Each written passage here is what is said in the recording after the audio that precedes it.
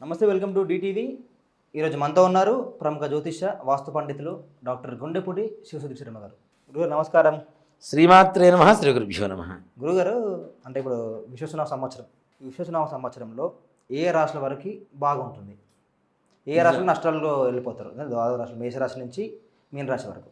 ముఖ్యంగా చెప్పాలంటే ద్వాదశ రాశుల వారందరికీ కూడాను ఉగాది విశ్వావసునామ సంవత్సర శుభాకాంక్షలు అందరికీ. ఈ 12 రాసుల్లో మేషరాశి వారికి ఉన్నతంగా ఉండబోతుంది. వారికి అనుకున్న పనులు దిగ్విజయంగా పూర్తి కావటం. అలాగే వృషభ రాశి వారికి కూడా ఉన్నతంగా ఉండబోతోంది. గ్రహస్థితులు అనుకూలంగా ఉంటుంది. మిథున రాశి వారికి కొంతవరకు పర్లేదు అనుకునేటువంటి భావస్థితి సమానంగా ఉండేటువంటి పరిస్థితి.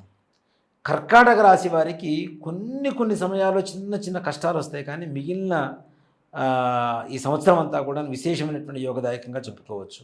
వాళ్ళు అనుకునేటువంటి కీర్తి ప్రతిష్టలు సంపాదిస్తారు, అఖండమైనటువంటి కీర్తి ప్రతిష్టలు సంపాదిస్తారు. అన్నిటికంటే ప్రమాదకరమైనటువంటి రాశి సింహరాశి ఈ సంవత్సరం.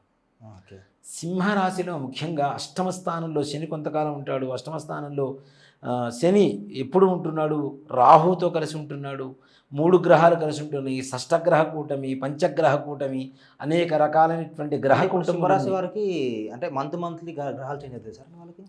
చాలా చేంజెస్ ఉన్నాయి. అంటే ఇప్పుడు మార్చ్ నుంచి నెక్స్ట్ మార్చ్ వరకు అంటే ఎలా ఉంటుంది? అంటే ముఖ్యంగా వాహన ప్రమాదాలు జాగ్రత్త, కుటుంబ వ్యవహారాలు జాగ్రత్తగా ఉండాలి. నమ్మిన వ్యక్తులు మోసం చేయటం, డబ్బులు తీసుకున్న వాళ్ళు వెనక్కి తిరిగి ఇవ్వకపోవటం, అలాగే కీర్తి ప్రతిష్టలకు భంగం వాటిల్లటం.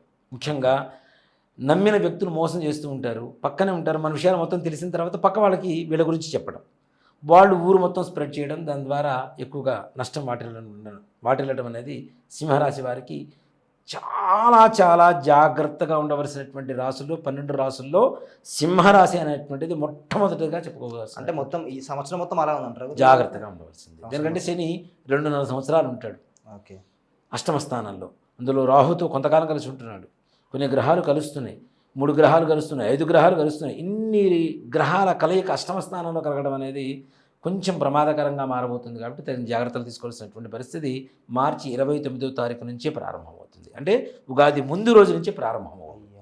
కాబట్టి జాగ్రత్తగా ఉండాలి. అంటే ఇప్పుడు వాళ్ళకి సింహరాశి వారికి అంటే కొంత మంత్స్ అంటే మార్చ్ నుంచి నెక్స్ట్ మార్చ్ వరకు చూస్తాం కదా. ఇప్పుడు ఇదే విశ్వవసునామ సంవత్సరంలో అంటే ఎంతో కొంత బాగుండే మంత్ ఏంటంటారు వాళ్ళకి?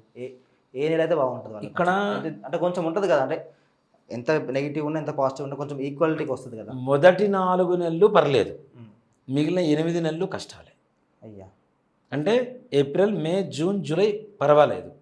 ఆగస్టు దగ్గర నుంచి మరలా ఉగాది వరకు చూసుకుంటే 8 నెలలు కూడా కష్టకాలంగా భావిస్తూ ఉంటుంది. అలాగే కన్యారాశి వారు కూడా ఈ సంవత్సరం బ్రహ్మాండంగా ఉండబోతుంది. అంతకుముందు ఉన్నటువంటి కష్టాలను తొలగిపోతే గృహయోగాలు కలగబోతున్నాయి, వివాహ యోగాలు కలగబోతున్నాయి, విదేశీ యాన ప్రయాణ యోగాలు కూడా కలగబోతున్నాయి. అలాగే తులారాశి వారికి ఈ సంవత్సరం పట్టుకున్నదంతా బంగారమే. వాళ్ళు ఏది అనుకున్నా అది జరగాల్సిందే. మట్టి పట్టుకున్నా బంగారం అవుతుంది. ఇందా సింహరాశి వాళ్ళు బంగారం పట్టుకుంటే మట్టి అవుతుంది, ఇక్కడ తులారాశి వాళ్ళు మట్టి పట్టుకుంటే బంగారం. అంటే ఇప్పుడు గ్రహాలని సింహరాశి మీదే పడ్డది అంటారు మీరు, ఎక్కువ ప్రభావం. అలాగే వృశ్చిక రాశి వారికి కూడా పర్వాలా, కానీ శత్రు బాధలు పెరుగుతాయి.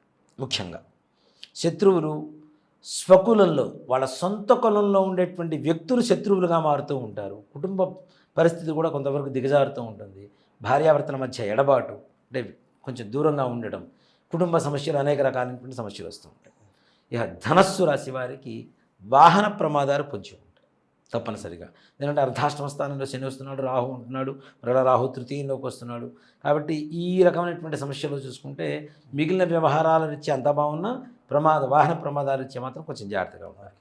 ఇక మకర రాశి వారికి ముఖ్యంగా చెప్పాలంటే ఏళ్ళనాటి శని పూర్తిగా వెళ్ళిపోతుంది. అలా అని చెప్పి వాడు ఫ్రీగా ఉండడానికి లేదు. ద్వితీయంలో రాహు వస్తున్నాడు, మరలా షష్టమంలో కేతు వస్తున్నాడు. కాబట్టి కొంత అనారోగ్య సమస్యలు పెరిగేటువంటి పరిస్థితులు ఉన్నాయి. ఆరోగ్యం మీద ఎక్కువగా శ్రద్ధ చూపించాల్సినటువంటి పరిస్థితి. కుంభరాశి వారికి సాక్షాత్ కుంభరాశిలోకి శని వస్తున్నాడు, రాహు వస్తున్నాడు. రాహుగ్రహ ప్రభావం వల్ల ముఖ్యంగా నేత్ర సమస్యలు, శిరో సమస్యలు పెరిగేటువంటి పరిస్థితులు ఉన్నాయి. అలాగే కుటుంబ వ్యవహారాల రీత్యా కూడా తగిన జాగ్రత్త తీసుకోవాల్సినటువంటి పరిస్థితి. ఇక చిట్ట చివరిగా మీనరాశి వారికి, ఇందాక సింహరాశి వారికి ఏ రకమైనటువంటి ఫలితాలు చెబుతూ ఉన్నామో మీనరాశి వారికి కూడా అదే రకమైనటువంటి దుష్ఫలితాలు ఎక్కువ కనబడుతూ ఉంటాయి. అంటే 6 గ్రహాలు మీనరాశిలోనే కలుస్తున్నాయి. శని జన్మరాశిలోనే ఉంటాడు, మీనరాశిలోనే. రాహు కొంతకాలం కలిసి ఉంటాడు, బుధుడు ఉంటాడు, చంద్రుడు ఉంటాడు.